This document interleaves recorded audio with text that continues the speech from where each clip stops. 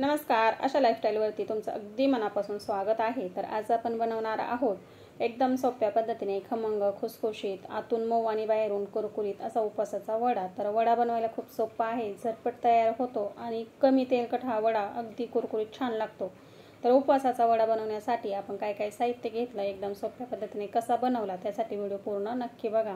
आता सगळ्यात अगोदर खमंग कुरकुरीत चटणी बनवून घेऊया। तर चटणी बनवण्यासाठी मिक्सरचा भांडा घेतले, त्याच्यामध्ये मी 1 वाटी खोबऱ्याचे काप करून घेतलेत आणि 1 वाटी भाजून घेतलेले शेंगदाणे घेतलेले आहेत। आता याच्यामध्ये आपण लाल तिखट घालून घेऊया। तर तिखट हे जास्त तर मी पाव चमचा इथे लाल तिखट घेतलेला आहे आणि पाव चमचा आपण याच्यामध्ये चवीप्रमाणे मीठ घालून घेऊया। तर अगदी मस्त अशी भन्नाट चटणी लागते वड्यासोबत। तर आता आपण ही दळून घेऊया। वड्यासोबत ही चटणी खायला खूप छान लागते। तर बघा, अशा पद्धतीने इथे मी चटणी दळून घेतलेली आहे। मिक्सर चालू बंद करायचा आणि अशा पद्धतीने आपल्याला ही चटणी दळून घ्यायची। तर आपण आता ही काढून घेऊया। तर अगदी मस्त अशी झालेली आहे ही चटणी।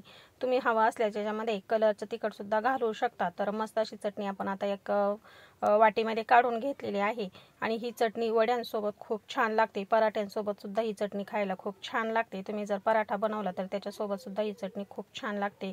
तर मस्त कुरकुरीत अशी आपली इथे खोबरा आणि शेंगदाण्याची उपवासाची चटणी तयार झालेली आहे। आता आपण ही चटणी साईडला ठेवूया। मस्त कलर आलेला आहे।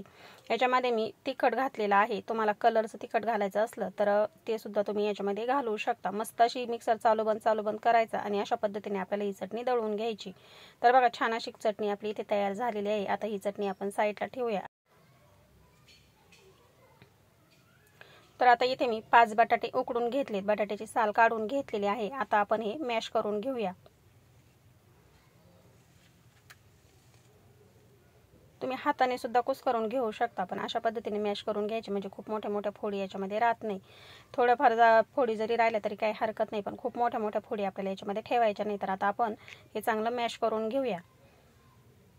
5 बटाट्यापासून आपण इथे खमंग असे वडे बनवणार आहोत। तर हे वडे बनवायला खूप सोपे आहे, झटपट तयार होतात आणि अजिबातही तेलकट होत नाही।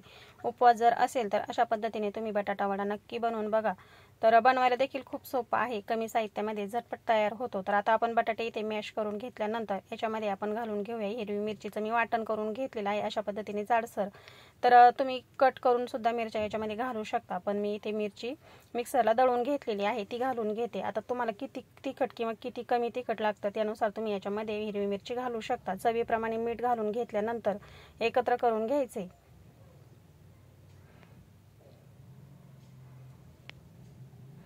मीठ मिरची आपण बटाट्याला व्यवस्थित अशी चोळून घेतलेली आहे, एकत्र करून घेतलेला आहे। तर बघा, अशा पद्धतीने आपण थोडीफार जर एखादी मोठी फोड जर वाटली तर ती हाताने मॅश करून घेऊया।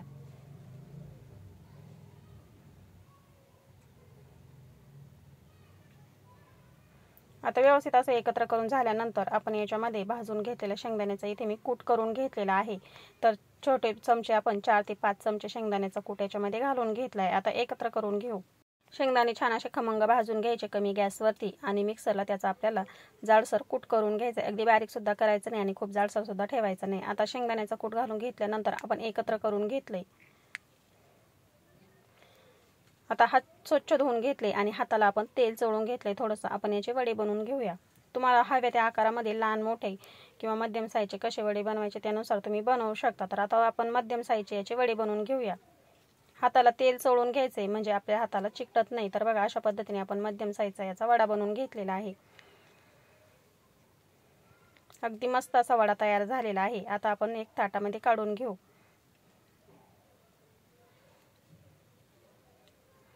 तर राहिलेले वडे सुद्धा आपण ह्याच पद्धतीने आता बनवून घेऊया। हाताला थोडंसं तेल चोळून घ्यायचे म्हणजे हे मिश्रण अजिबात आपल्या हाताला चिकटत नाही। तर बघा, अशा पद्धतीने आपण वडे बनवून घेतलेले आहेत। आता इथे मी 1 वाटी भगरचं पीठ घेतलेलं आहे। तर भगर मी मिक्सरला दळून घेतलेली आहे, तुम्ही भगरीचं पीठ सुद्धा घेऊ शकता। तर 1 वाटी इथे आपण भगर दळून घेतलेली, त्याचं पीठ घेतले, चाळून घेतले। तर याच्यामधून आपण 2-2.5 चमचे पीठ काढून घेऊया साईडला, लागलं तर आपण पुन्हा घालू शकतो।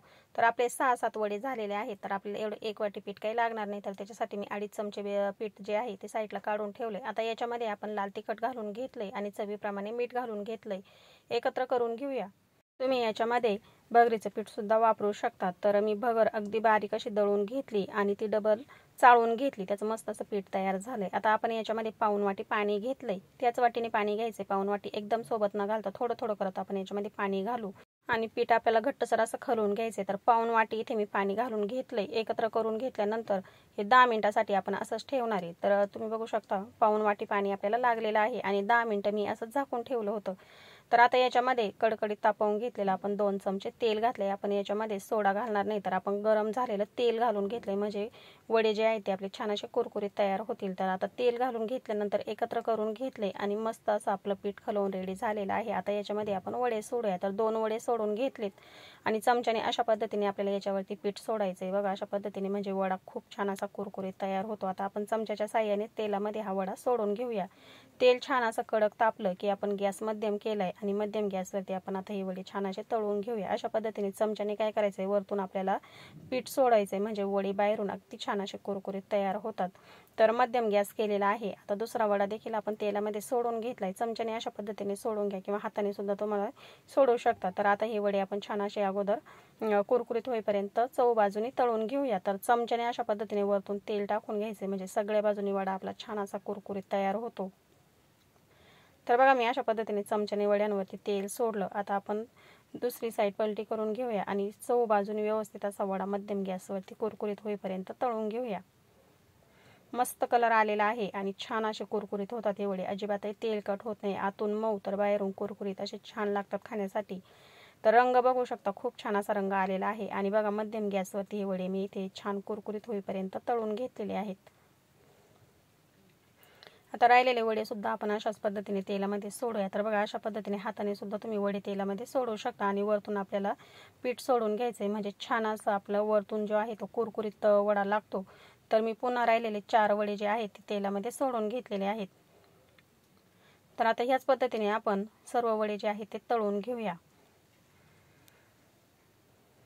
तर बघा मस्त कुरकुरीत आणि खमंग खुसखुशीत असे वडे आपले इथे तयार झालेले आहेत। याच्याबरोबर तळून घेतलेली हिरवी मिरची, थोडंसं मीठ टाकून घ्यायचं मिरचीवरती, खमंग अशी आपण हिरवी मिरची सुद्धा तळून घेतलेली आहे आणि सोबत खोबरं आणि शेंगदाण्याची चटणी सुद्धा आहे। तर मस्त उपवासाचे वडे आपले इथे तयार झालेले आहे। तर तुम्ही सुद्धा उपवासाला अशा पद्धतीने बटाटा वडा नक्की बनवून बघा। तर मी तुम्हाला फोडून सुद्धा दाखवते, अगदी मस्त कुरकुरीत आणि आतून मऊसूत असा आपला वडा इथे तयार झालेला आहे। तर आजचा व्हिडिओ कसा वाटला मला कमेंटमध्ये नक्की सांगा आणि उपवास स्पेशल अशा पद्धतीचे बटाटा वडे नक्की बनवून बघा।